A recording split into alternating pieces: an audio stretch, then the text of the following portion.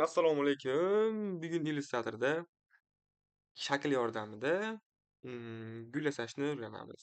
Hozir demak biz Illustrator programmasini ochib olamiz. Hozir bunday bosamiz.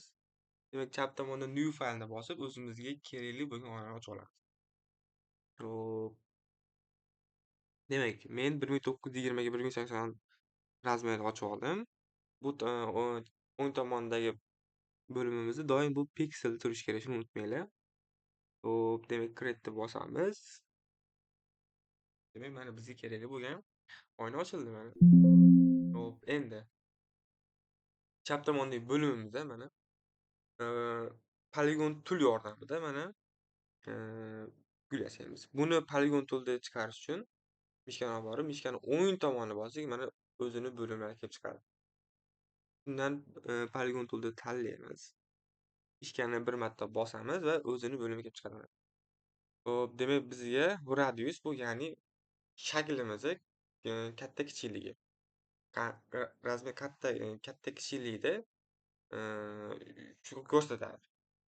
Demak bizga 100 qilsak kam bo'ladi. Demak bu size degani, pastdagi size degani bu qirralar, ya'ni shaklimizni nechta qirrasi kerakligini ko'rsatadi. Bizga kerak bo'ladi 8 ta qirra mana. 8 ta bo'ldimi? Bo'lmadi. Buni ozgina kattalashtiramiz mana. Hop, mana. Bizga 8 ta qirrasi bor. Mana shakl chiqadi. Mana 2 ta, 4 ta, 6 ta, 8 ta. Hop, endi bunga rang beramiz.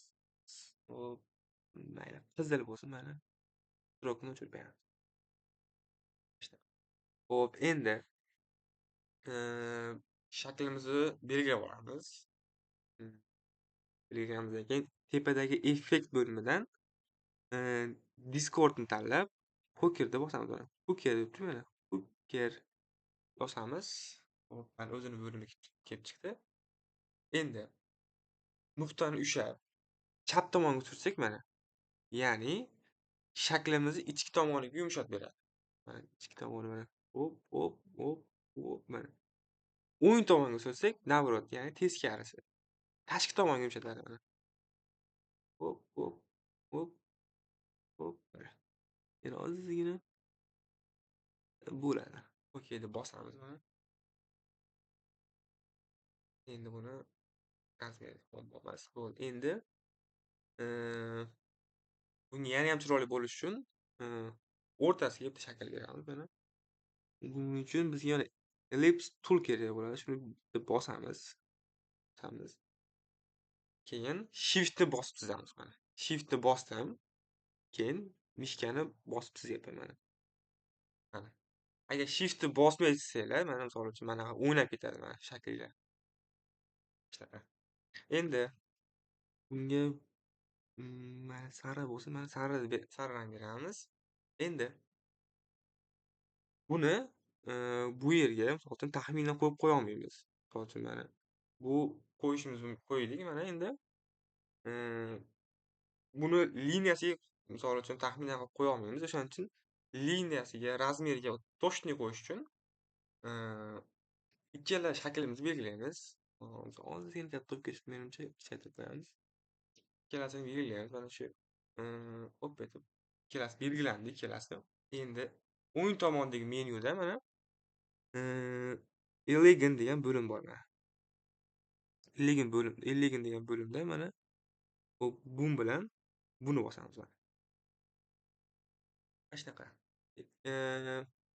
Elegant degan bo'limda, ya'ni tepadan ham, yonboshdan ham, pastdan ham, tepadan ham, rostdan ham o'zi liniyasiga qo'yib to'g'rilayveradi razmeriga. O'rtaga to'g'rilaydi. Hop, bu belgilar yoki bular o'ng tomondan, chap tomondan qaraganda shu tepadan qaraganda moslab beradi. Bu aytganim bilan baribir menimcha tushunmaysizlar. Endi tushuntirish bu ozgina qiyinroq. Buni tushunish uchun o'zinglar bironta shakl chizib turib, shuni bosib ko'rsanglar, tushunib olish oson. Bu asosan kerak bo'lmaydi. Misol uchun ko'p ishlarda Illustrator foydalanadigan odamlarda asosan shu ikkala belgi kerak bo'ladi. Shu bilan shu ikkalasi. Mana shunaqa. Gulimiz chiroyli chiqqan bo'lsa, Подписки bosib yuborish kerak. Sog' bo'lasizlar.